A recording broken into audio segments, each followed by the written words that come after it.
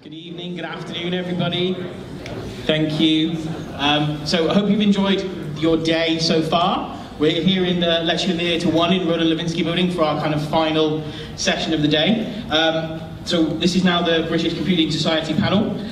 What this is going to do is going to bring all the day's three themes together and explore how getting businesses, communities and educators working together and how that can underpin the long-term success for Southwest tech industries. So in the interest of moving along and not rambling on too much, I am going to hand you over to the Southwest representative of the Southwest branch of the BCS. That's me. Wonderful Shirley Atkinson.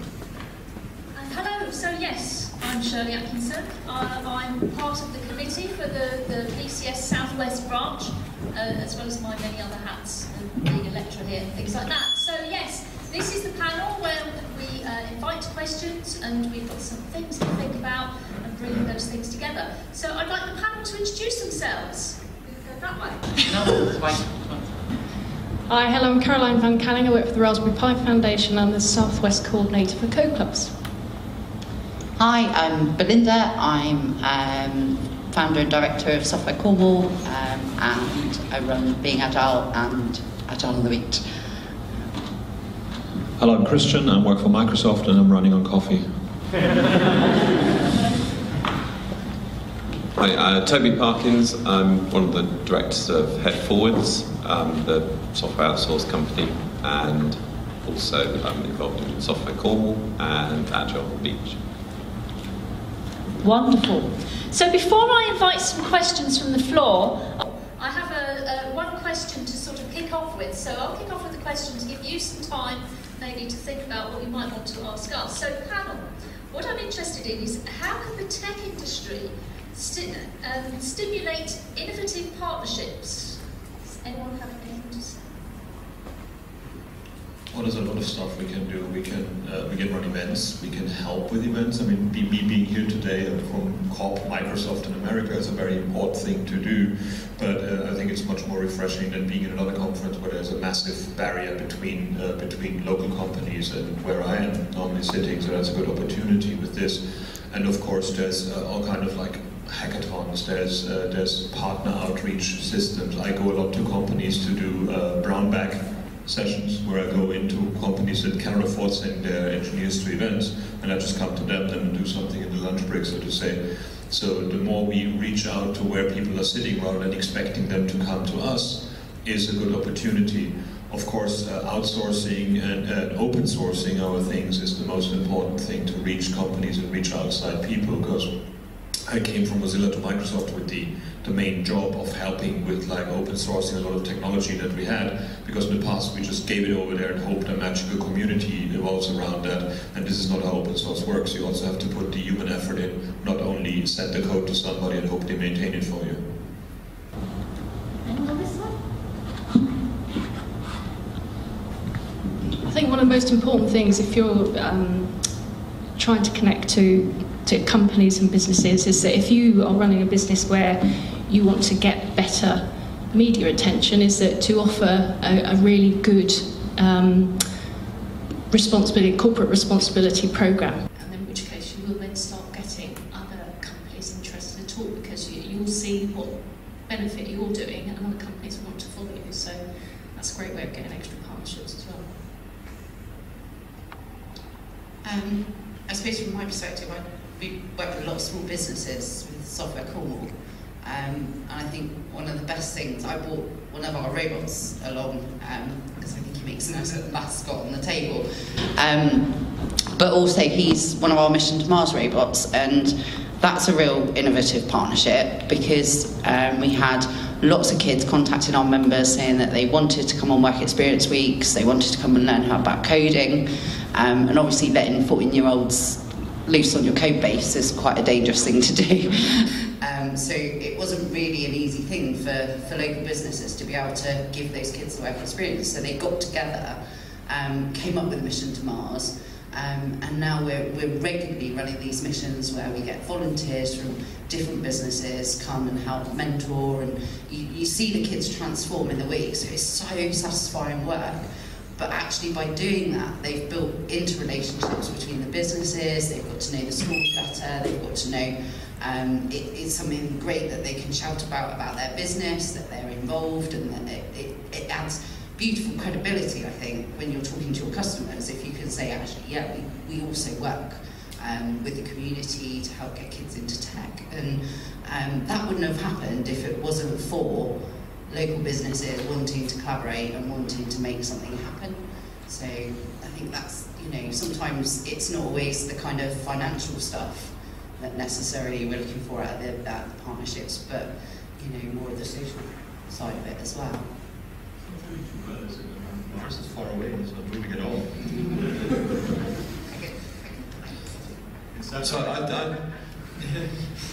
So I think the most important thing here is people, and fundamentally, agreeing with what everyone else has said, but I think yes, companies need to do more things, but ultimately we've got to think about this as a people thing, and so a conference like this it should be really based around people and what people are going to get out of it as an event.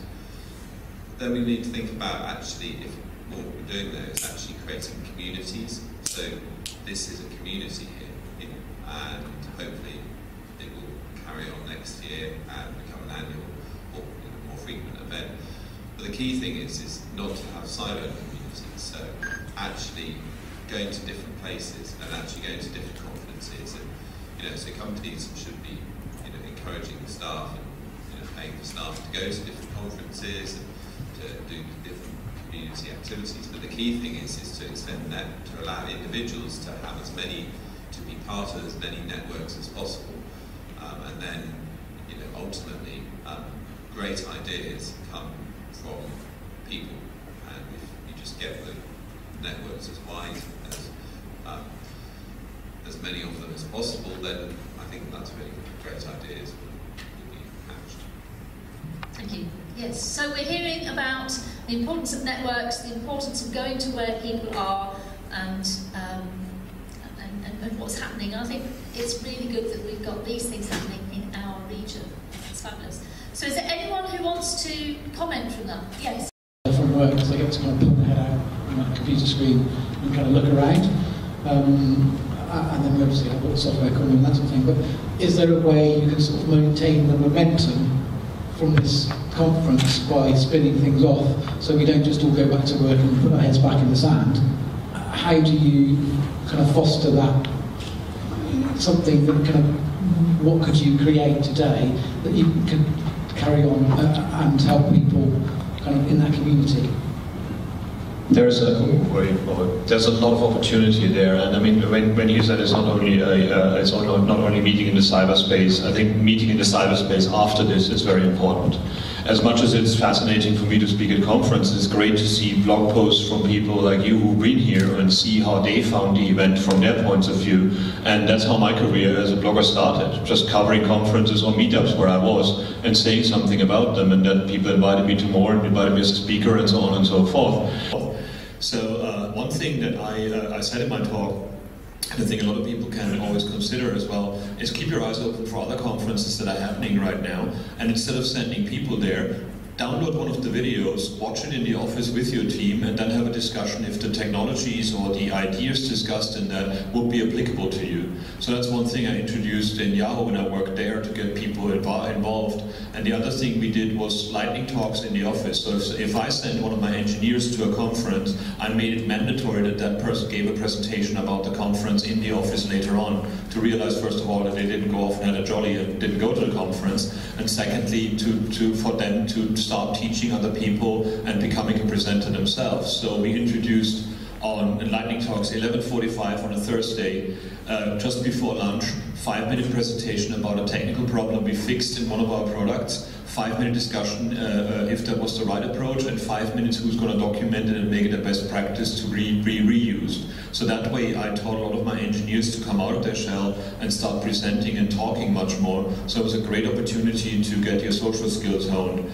Another great thing in the office to do if you don't want to go that hardcore way is PowerPoint karaoke. So on a Friday, bring a few drinks in, download random PowerPoints off the internet, and people have to present them for 5 minutes at a time. So you never know what you're presenting, which is a great skill to have when you see that technology always fails you on stage as well. And that's a great opportunity for people to realize this is not a thing that only a few people go to. We have to expand our place of work to outside events as well. Without spending much money, you can do it with these free tricks.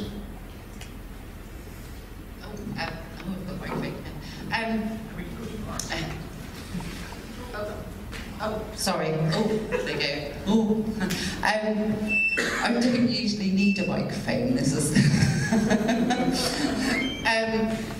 I think, you know, online is brilliant for connecting after conferences as well. So social media and LinkedIn, so we're kind of generating those relationships. But I think something we do really well, and we can do even better, you know, in Cornwall and Devon, is running more meetups, running more. So I talk about turning, because I'm involved in Agile on the Beach, which is a 2-3 day conference once a year.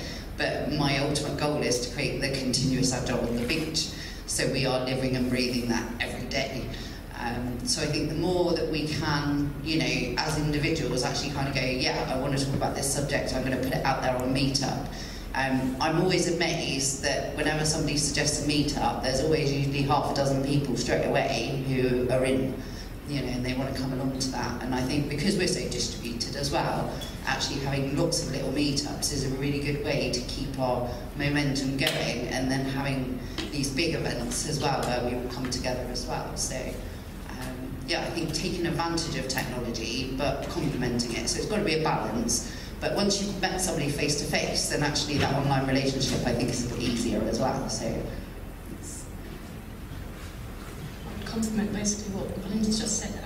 It's really important that, yeah, if you make contacts here via LinkedIn or whatever, you could join up, but continue the contact, because there's nothing worse than making a connection with somebody and then sort of not talking to them again unless you see them next year. So yes, meetups is brilliant. Yes, talking online is brilliant, but if you actually then end up talking to them face to face, that can make such a huge difference, because you get the context of what you're talking about better. You get different opinions, and it's a, you know, it's basically what we all really like doing, socialising. Yes, I think one of the things that we do at HeadForwards is a monthly kind of mini conference, sort of lunchtime kind of talks thing, and essentially one of the things we do encourage when people have been to conferences to come back and actually share those experiences and share the interesting things that they've learned at the conference back with the rest of their team, and with, you know, other people in their respective organisations. So some of the ideas that I think you have to pick up at conferences like this, you can then take back and then sort of keep them alive by then sharing them internally with colleagues. And then of course writing, you know, actually if you feel inclined to, you know, write a blog post about some of the things you've learned. And again, that allows you to then engage with the wider, you know, potentially the original authors or with some other people that were at the conference. So again, it's, you know, it's about communication both internally and externally, but the key thing is to make it happen. So some fabulous ideas there. Thank you.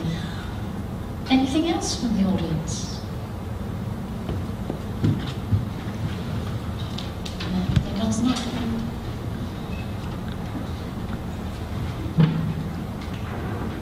Hi. It's really interesting talking about meetups and coming together as a community. But a lot of the challenges around technology and IT and these kind of things we don't solve by getting together as a group of IT people. It's how do you encourage? One of the things I've been impressed with today actually is the diversity of topics discussed. It's not just been all IT focused. It's been design focused. It's been educational focused, arts focused.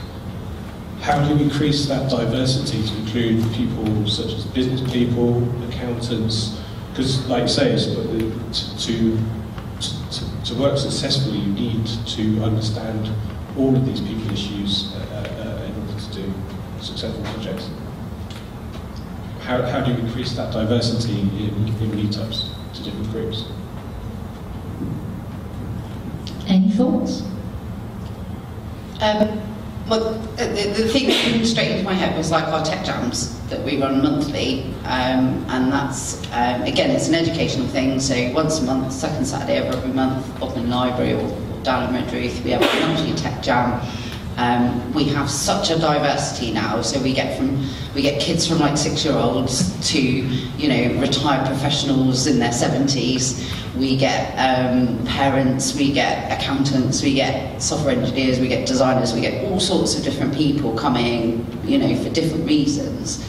And so I think if you can find something that everybody's got like a shared interest and a shared passion in, then you can start to bring people together. I think it's much harder when you make it quite a hard topic, but actually when you bring that community into it.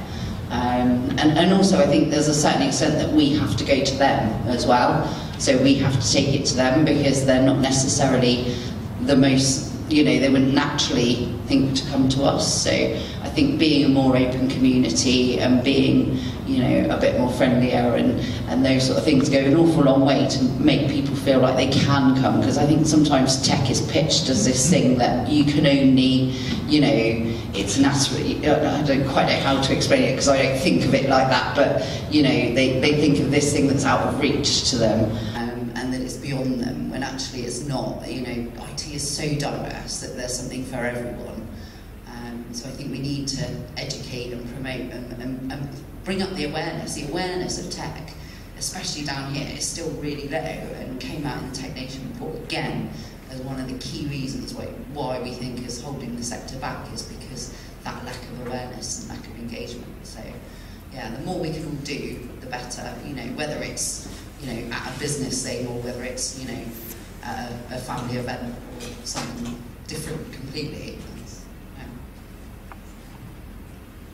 I'm going to say, certainly in terms of code clubs, when you get volunteers from different sectors come through, you get connections between schools that maybe they would never have had a connection with, say, an accountancy firm. And so you've got the strength of the volunteer willing to come in and help children, but the school's also got a brand new contact to think about, you know, maybe that accountant would come in and talk to the people who are doing economics or finance at the GCSE level. So there's a whole range of things that you can do to mix and merge people. And yeah, it is a lot about trying to teach people that tech isn't difficult necessarily. You just have to have an idea about what you're doing, and if you encourage yourself to say, can I just have a go, that's actually half the battle, because you may find you've got a skill that you never even knew you had.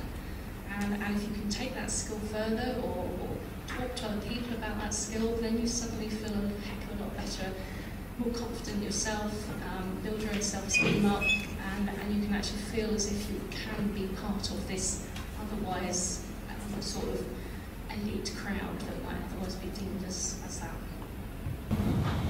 So one of the things that we do at Agile Beach, and is also occurring here, is actually by having different tracks. So having, you know, like something that's of interest to the business, as well as something that's of interest to people writing code, then something that's of interest to product owners. And by actually trying to attract people from different areas, you know, you bring people together.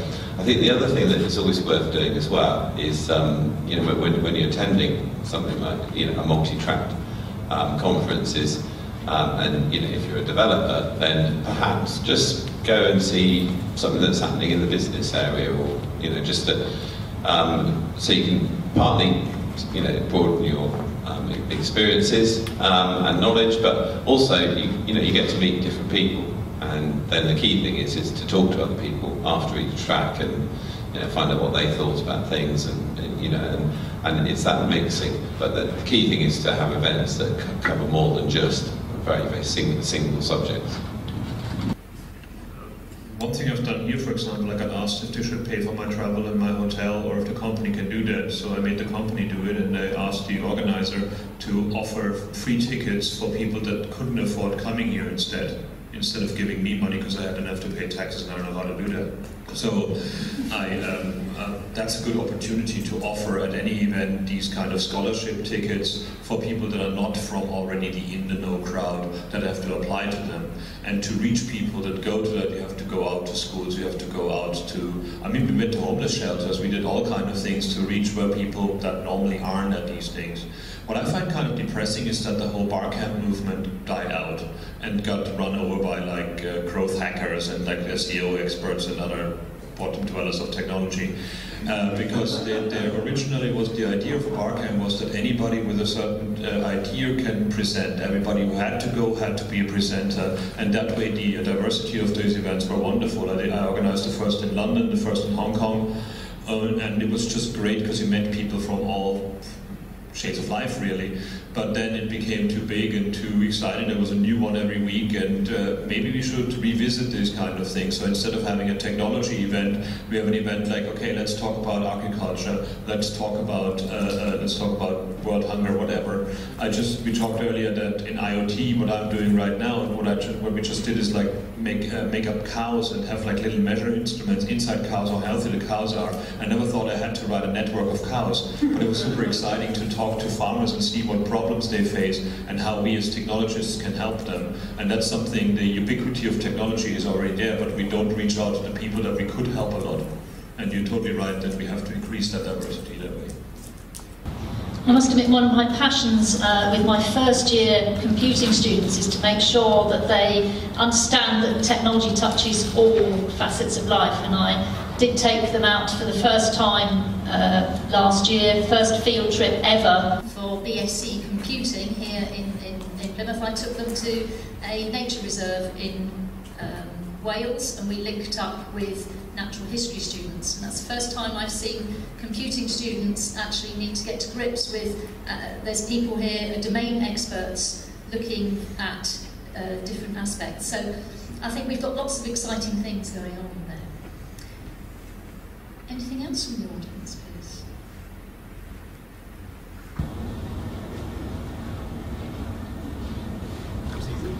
You have to pass that too far. Excellent. Thank you all for presenting today and doing everything as well. I've had a great time. Obviously, everyone here is already, just by being here, is engaged and involved in trying to build a community and trying to be more progressive in how we sort of approach technology in the Southwest.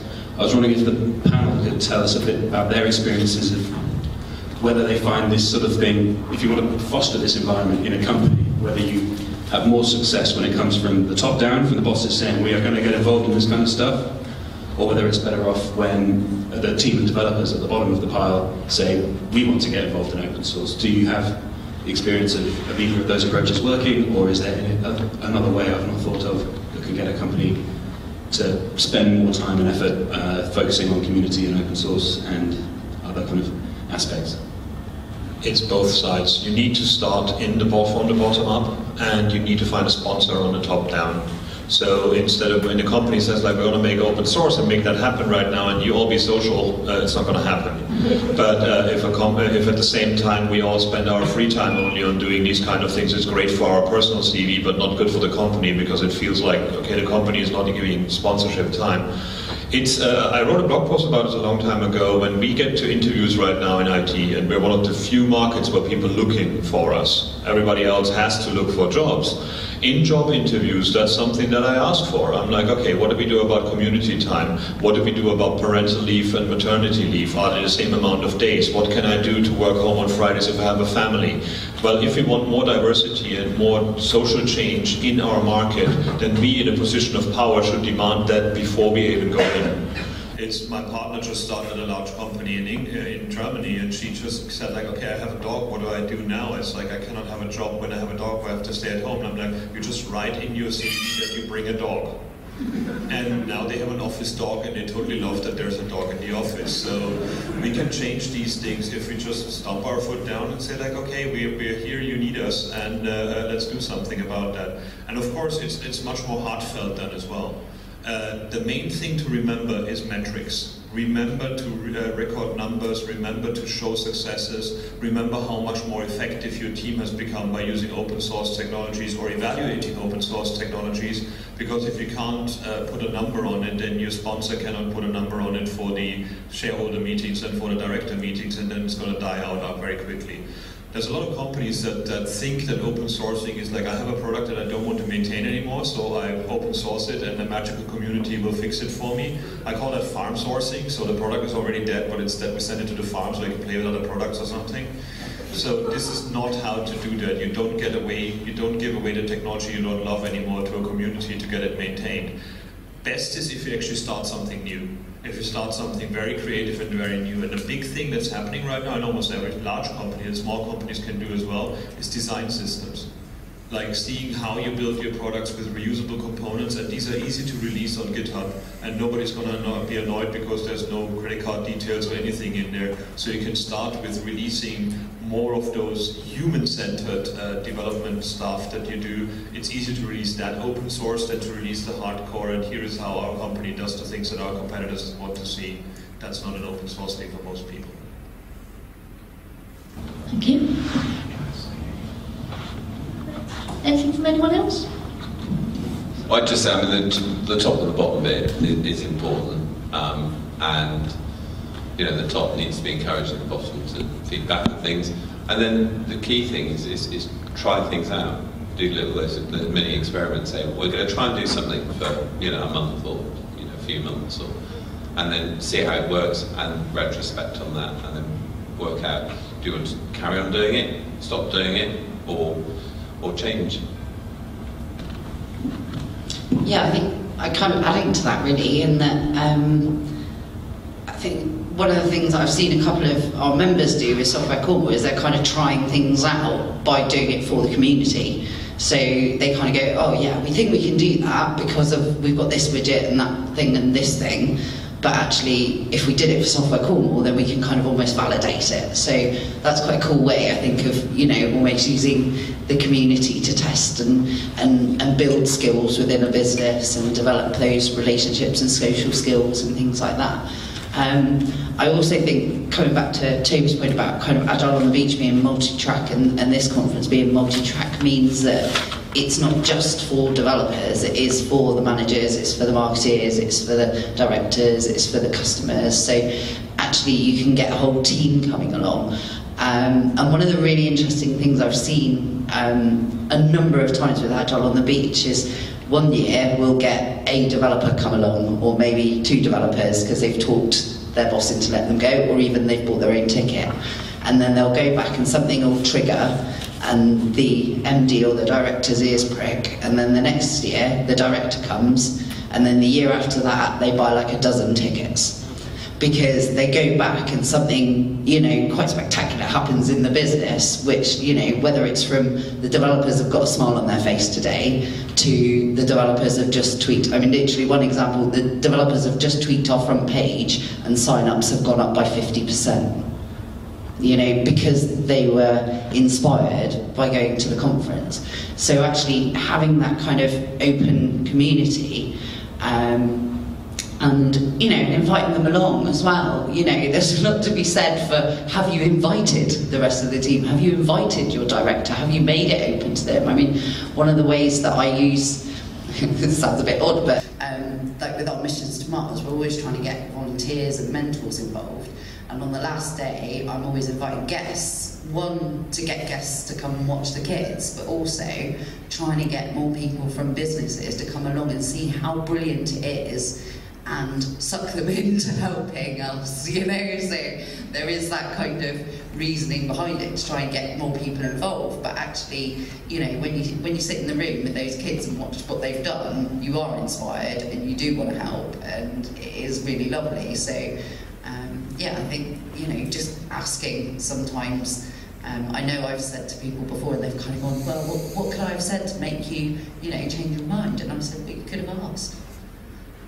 That's a huge thing. Just also asking people you meet at events, asking speakers if they would come around to your office for something of those lunch break things, or do a Skype call with your office. And how cool is it for your boss to see that you got like a presenter at a conference to talk to your office, or run a meetup in your office, invite Code Club, invite Coder Dojo, to actually use your spaces for these kind of things. So that's one way to get it. Much like we hire consultants to tell us the things we already know, but we actually don't want to say to each other, we can do the same thing with like outside experts to tell the boss, hey, we're doing this by the way as well, and right now I do it in my free time.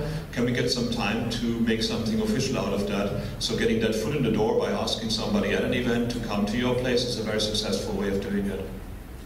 Yeah, and what can also be better still is if you get those group of people together, you could literally have a retired engineer sat next to a CEO, sat next to a student, sat next to a 10-year-old kid, and the community feel that you do get from all of that is just fantastic. And you find then people are not perhaps so interested in individual people's careers, but they actually start seeing a vocation feeling coming through, and then with that you get a momentum going and potentially a movement being created as well, and that in itself creates a solid sort of base for genuine things to start happening and to continue happening as well.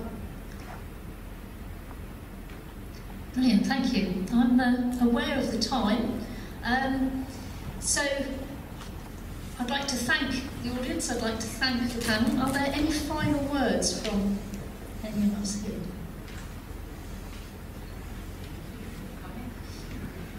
Yeah, well done. Well done to Marina and Tony for driving this forward, and well done for everyone else to make it happen. Well done for everyone for coming. I think the most crucial part of conferences is people, and it's everybody here that actually makes the whole thing a success. So well done to everyone. Thanks.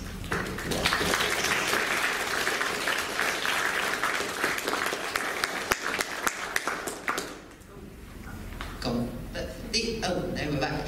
The other thing to mention is I'm just kind of sat here and looking at everybody and kind of going, actually, this is quite a cool, diverse audience as well. You know, we've got quite a good amount of women in the audience. It's like I almost want to make us cheer.